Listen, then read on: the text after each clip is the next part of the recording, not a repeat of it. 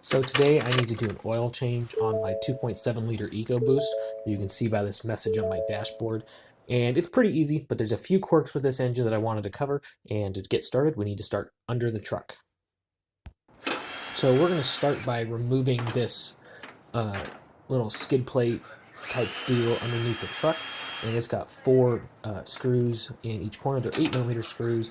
I'm taking them out here with a drill, and you can just take them out and move the skid plate, and that's going to give you access to your oil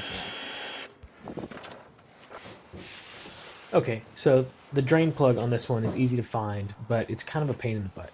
It's this yellow thing here, and to loosen it, you need to use a 3/8 inch drive ratchet, and I've got mine on an extension here. And the problem with this one is it shoots the oil out sideways instead of straight down, and that makes positioning the pan a bit of an issue if you don't know exactly where the oil is going to end up. But the plug itself isn't too bad.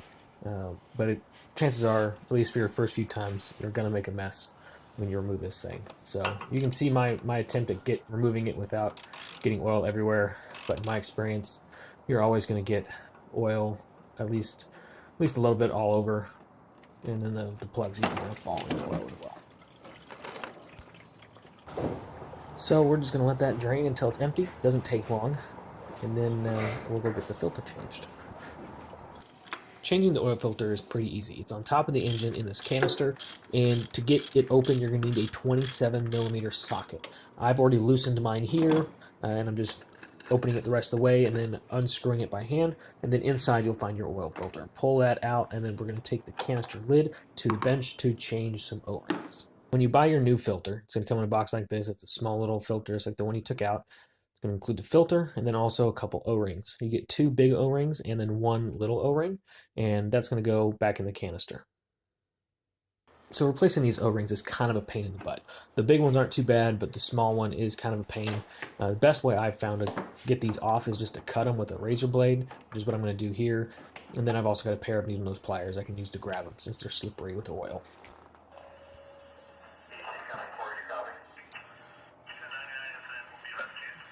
Now that we've got the small one off, getting these 2 larger O-rings off isn't very difficult. They come off pretty easy. So now that we've got our old O-rings off, I'm going to put some fresh clean motor oil on the new O-rings, and that's just going to help the reinstallation process go a little bit easier with getting the O-rings back on the little lid here and then reinstalling it back into the canister.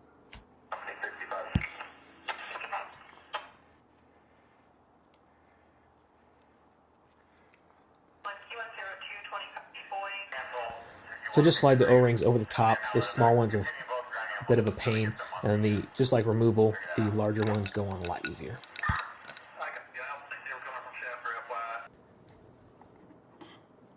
With your new O-rings installed in the canister lid, install your new oil filter, and then get your canister lid and go ahead and screw it back in. Use your socket to tighten it down to specification. I believe it's 18 foot-pounds of torque. I just kind of give it a nice little tug here and call it good. Not too worried about torquing it exactly, but if you want to do it to spec, go right ahead.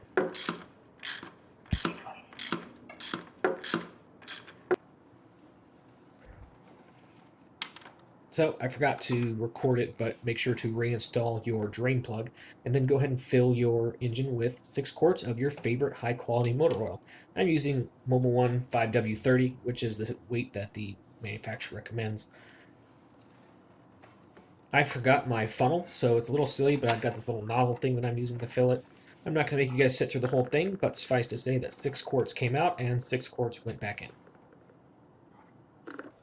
So then, of course, you want to reset the oil life meter so you can get rid of this message. So go ahead and clear the message. You're going to go to display mode, press OK. And you come to this screen. If you're not on this screen, just scroll up or down until you get to this screen, the engine information screen. You'll see there percent oil life, 0%. Go ahead and hold OK until the bar moves all the way to the right. That will reset your oil life to 100%, and you're done.